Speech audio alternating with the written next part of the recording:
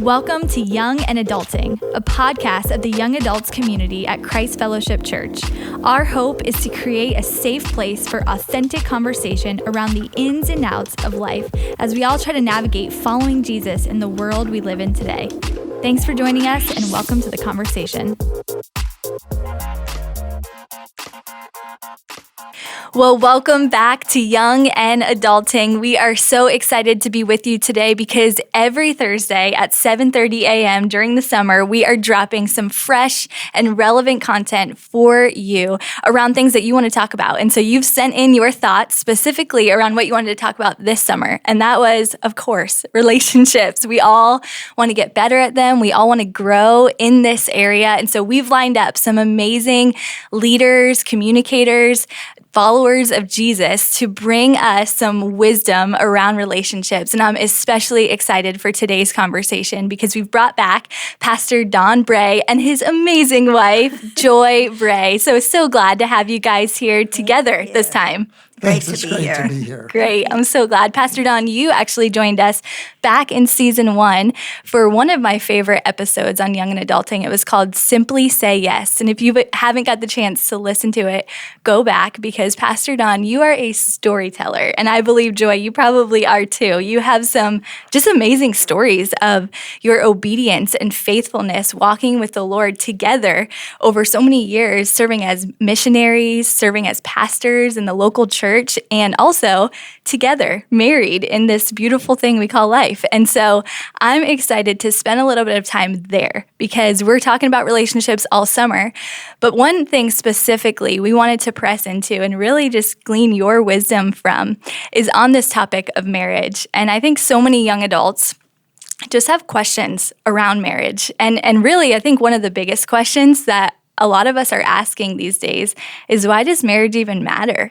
There are so many young adults that are deciding not to get married now or saying that, marriage just isn't for them or marriage seems miserable or difficult or too hard or just unattractive. And we know marriage is sacred, right? We know marriage is a gift, and so is singleness. Singleness is a gift too. And so I think God has called us to either. But I do think that this is going to be a special time for us to just kind of hear how God has blessed this unity, this marriage, and really help our young adults catch a glimpse that marriage really does matter.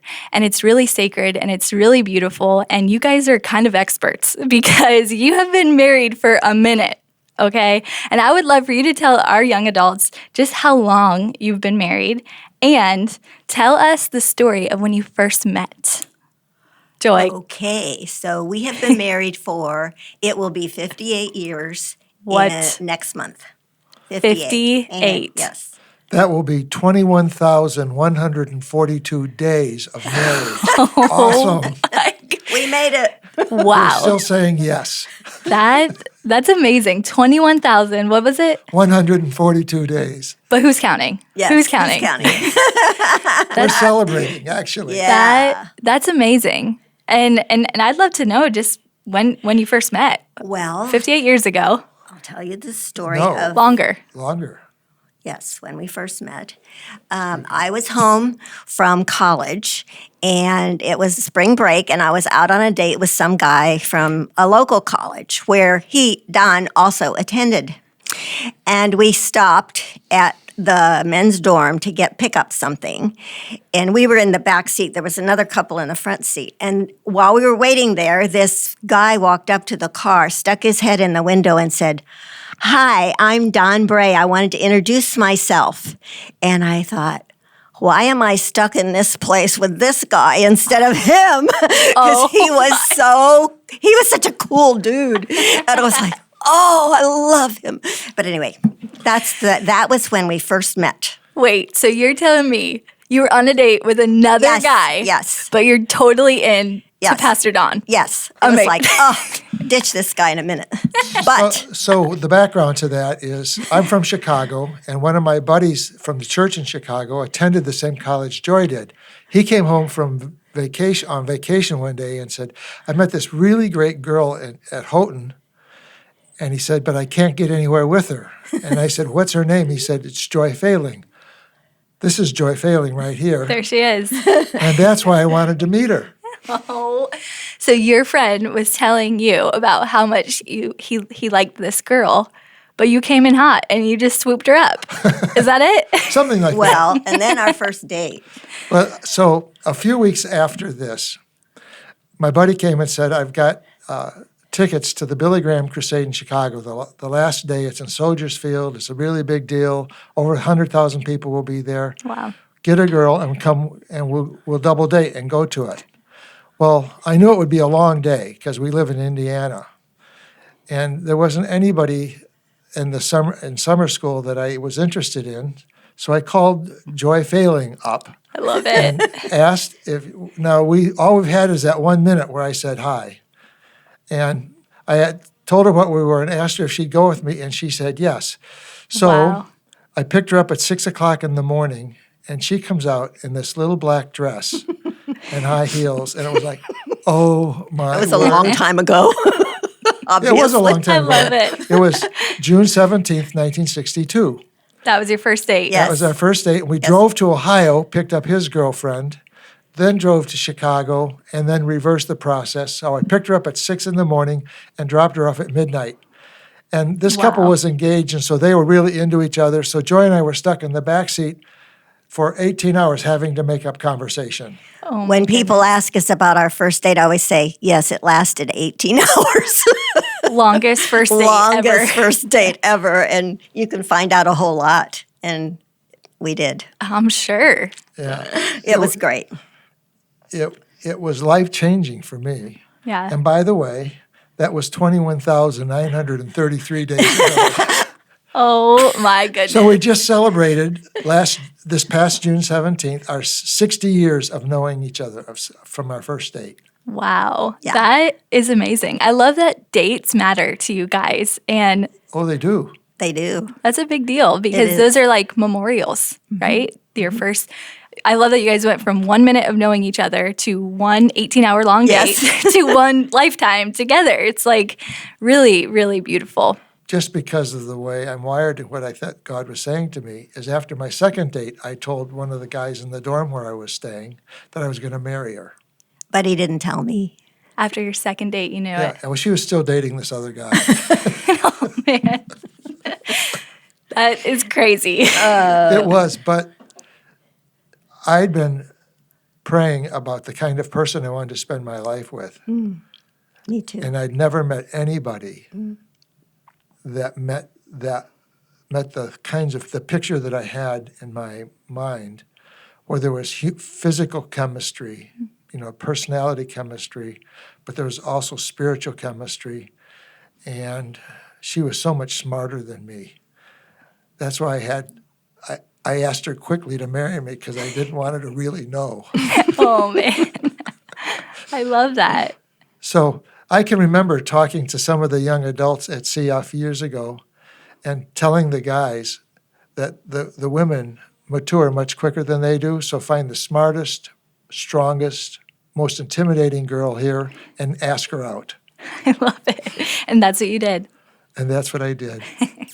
I think what you said is really important, and I want to throw a curveball your way, Pastor Right. Don. You said that you knew that she was the one that you were going to marry, and I think a lot of young adults are waiting for a moment like that. And I would just love to know, like, how did you know? How did you know that you knew that you knew? I didn't know that I knew that I knew. I just knew that I wanted to know that I knew that I knew. what was she was so intriguing to me, and that I knew that she had all the qualities that I was looking for and had never found. And that's what just drew my heart in to her. I mean, there's more to our story, Right. but it was also God's favor in my life. And as he said, we'd been praying, both of us had been praying about that. And I think that's so important I love that. because then God can do things and rearrange places and people to make it happen. I love that. What does a prayer like that look like? You said you've both been praying for the person God has for you. Like, if a young adult is looking and waiting for that person, how would you encourage them to pray? Well, first of all, I'd encourage them to pray after God's heart, because what I know is when if you're chasing after God, then the people that are also chasing after God, you'll recognize that when you meet them. And I mean, Joy was gorgeous, and And he was hot. but what I knew is those things change. But it's the level of integrity, the level of intelligence. She was thinking. She was, and the things that matter, the things that last a lifetime, the things that you build relationships on. That's what I was looking for. But they were all centered on having a relationship with God. I would say amen to all that, but I would also say I was looking for a strong person. I didn't want to be the leader. I wanted someone who we could be partners together and feel that strength together. And he was enthusiastic and he was a leader, and that drew me to him, as well as his personality and his love and passion for God. I love that. It's beautiful. Well, some people got to hear some of your stories. If they listened to your first episode, Simply Say Yes, they know that you guys lived overseas as missionaries for a long time. Where were you? I know you were in Papua New Guinea. We're in the interior of Papua New Guinea. For people that know, we lived in the Southern Highlands that had just been opened up to the outside. Wow. And how long were you guys over there? We were there for 4 years in the interior, and then we came home for a year to raise funds, and then we went back, and for 4 more years we were in a town of about 10,000 people, which was in the Central Highlands, and we were hostile parents to missionary children that came to go to school in town while their parents were out in the boonies, in the jungle. But we were also planning a church at the same time. Yes. And some other things. Yes. So you're like parenting a bunch of kids, planning And had a a church, baby, had another had a baby. baby, had multiple kids of your own, Yes. planning a church, being a missionary in a country that you were not raised in. Yes. Just doing the missionary thing, kind of like some hard situation. It could be a really difficult situation. I'm sure it had its difficulties. And married, how long were you married at this point? Was this earlier on in your marriage? We'd been married just over 3 years when we left. So we had an 18-month-old baby Wow. when we left, and I was pregnant. Oh my goodness. And we had to walk into where we were going to live. Wow. I was 26 years old. So just before we left, though, I've got a great story. Yeah. I knew that we were going to really difficult physical living. Yeah. And we grew up with in families of modest income. But I decided on our 3rd wedding anniversary that we would do something really cool. So we're in downtown Chicago, and one of the big hotels had a restaurant in the round, that revolving restaurant. So I made reservations there, and we dress all up, and we drive downtown. There's a parking garage in the lower part. So we find a place to park, and the elevator is right there. It never occurred to me to think of what kind of elevator it would be. I just saw it was an elevator. So we get in the elevator, and we go up to the top floor, and we walk out all dressed up in the middle of the kitchen. No. Yes. Oh my goodness. So- it's like a service elevator? Yes. Yeah. Yes. And we looked around, and I thought, we just put our heads up in the air, and we marched right through like we belong there. And we finally walked around to the front, and the maitre d' looks at us and said, "You must be the Brays." Oh, no. That is It's awesome. a fun memory. So that's That how is fun. sophisticated we were. Yeah, We went to fancy, the- fancy. So that was just before you guys headed over as yeah. missionaries in Pretty Papua New good. Guinea, and you guys early on in your marriage, a lot of tough living situations, tough season you're about to head into, and I would just love to hear any of your favorite stories or memories from your time being married, overseas, missionaries, children, planning a church, crazy season. So we arrived in October, and the following May was Joy's birthday. She was turning 27, and it was the weekend of Mother's Day. And of course, I mean, we couldn't go out and buy stuff. So several weeks in advance, which for the procrastinator that I was back then was a big deal, I began to make her a rocking chair to care for our new baby. Now, we have no plans, no access, there was no Google to look up. Right. So I handcrafted this rocking chair and spent, weeks at night. We'd do work through the day, have supper, and I would go out to the shed and work on this. And I've got it done the night before Mother's Day and her birthday. Wow. So I take it in the living room, and we were sharing a house with another couple. Took it in the living room, covered it with a blanket, and the next day we had the birthday celebration, and I said, here's my gift to you, and I pulled the blanket off the chair. Now, the only problem is I never sat in that chair. Oh, no. And so when Joyce sat in it, the way I put the rocks, the rockers, it moved immediately, pitched forward. She doubled over, basically, her chin's in her lap. Oh, no. But here's the thing that was really significant to me. She knew the heart behind this really crazy gift. She never laughed. All she did was thank me for this beautiful gift that I provided for her. Wow. And that's why it's such a tender memory for us, because she knew I'd done my best, which was pretty inadequate.